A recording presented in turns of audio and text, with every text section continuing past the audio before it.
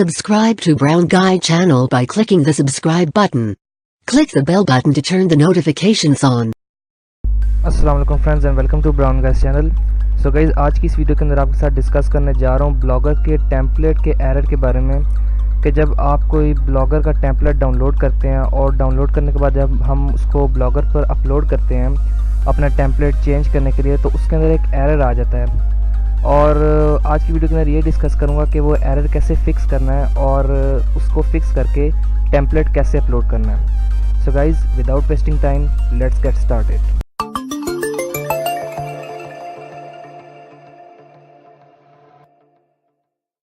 सबसे पहले हम क्रोम खोल लेते हैं और यहाँ पे आपको थीम दिखा देता हूँ। तो ये डिफ़ॉल्ट थीम है, मैं आपको लोड करके भी दिखा देता हूँ कि ये डिफ़ॉल्ट थीम है। तो आप देख सकते हैं कि ये जो थीम है, अभी मैं इस थीम से जो टेम्पलेट है इसको चेंज करूँगा एक न्यू टेम्पलेट पर। सबसे पहले हमें जाना होगा अपने डैशबोर्ड पर ब्लॉगर के, और उसके बाद हमें जाना होगा थीम पर।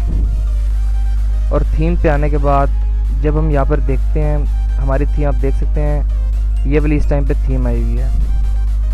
तो अगर मैं यहाँ पे बैकअप एंड रिस्टोर पे करता हूँ और यहाँ से थीम अपलोड करता हूँ,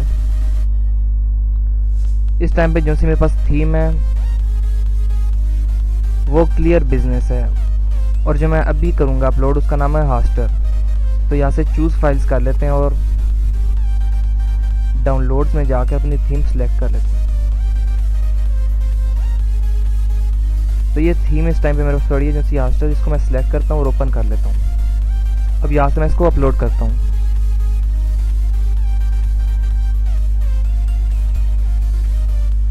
तो ये इस तरह का एरर आ जाता है जब हम थीम अपलोड करते हैं और ये हमें कहता है we were unable to save your theme. तो कुछ इस तरह का एरर आता है, मैसेज आता है आपको। तो ये काफ़ी ज़्यादा प्रॉब्लम आती है। अब इसको सॉल्व कैसे करना है ये मैं आपको बताता हूँ। यही से हम क्लोज़ करेंगे इसको, और ये जो थीम है इसको डायरेक्ट आपने एडिट HTML में जाना है। और HTML में करने के बाद यहाँ पर आपको टोटल पेज का, इस थीम का आपको HTML दे देता है। तो आपने सिंपल इसके ऊपर क्लिक करके कंट्रोल A से सारा सिलेक्ट कर लेना है और बैक स्पेस या डिलीट की से इसको डिलीट कर देना है। अब दोबारा आपने अपनी जिस फोल्डर में, जिस जगह पे अपने ड्राइव में वो थीम रखी है, आपने उसको ओपन करना है। यहाँ पर थीम आ गई मेरी। अब इसको आपने राइट क्लिक करके इसको एडिट करना है। जब एडिट पे आ जाएगा तो ये सारी थीम नोटपैड में ओपन हो जाती है। अब आपने इसके ऊपर वही काम करना है, इसको क्लिक करके Ctrl+A करना है और सारी थीम को कॉपी कर लेना है।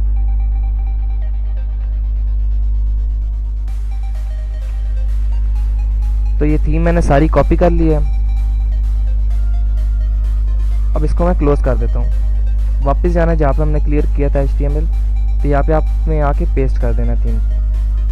तो इसमें थोड़ा सा टाइम भी अक्सर लग जाता है। थीम को आप पेस्ट करेंगे तो उसके बाद थोड़ी देर तक ये जैसे ये पेस्ट होगी अभी, तो अभी आपने सिंपल सेव थीम कर देना है।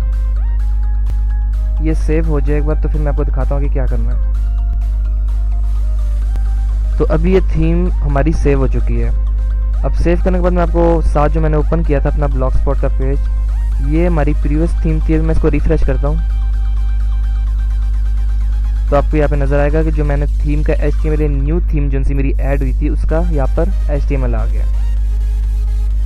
यहाँ पर उसका HTML आ गया। और यहाँ पर जब हम थीम हमने ब्लॉगस्पॉट ओपन किया तो ये न्यू थीम के साथ ओपन हुआ है। तो गाइस, इस तरीके से आप यहाँ पर जाके इसकी थीम में जाके यहाँ पे भी आपको नज़र आएगा कि अपडेट हो जाएगा। अभी फ़िलहाल ये अपडेट हो चुका है यहाँ पर भी। तो इसके अलावा आप जाकर लेआउट में भी चेक कर सकते हैं। ये थीम बिल्कुल जैसे अपलोड करते हैं उसी तरीके से अपलोड हुई है। तो यहाँ पर जाके हम इसका जो लोगो है वो भी रिमूव कर सकते हैं। अगर हम रिमूव करना चाहते हैं, रिमूव करके हम अपना अपलोड कर सकते हैं यहाँ से।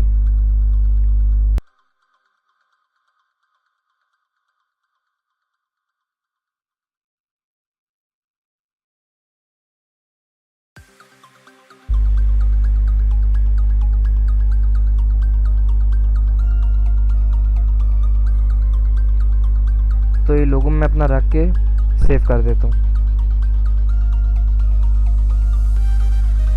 अब मैं ज़रा रिफ्रेश करके आपको दिखा देता हूँ कि यहाँ पे कैसा लगता है। तो गाइज़ आपने देखा ये मेरी टोटल थीम मैंने यहाँ पे सेट कर दिया HTML के थ्रू और इसमें कोई एरर नहीं आया।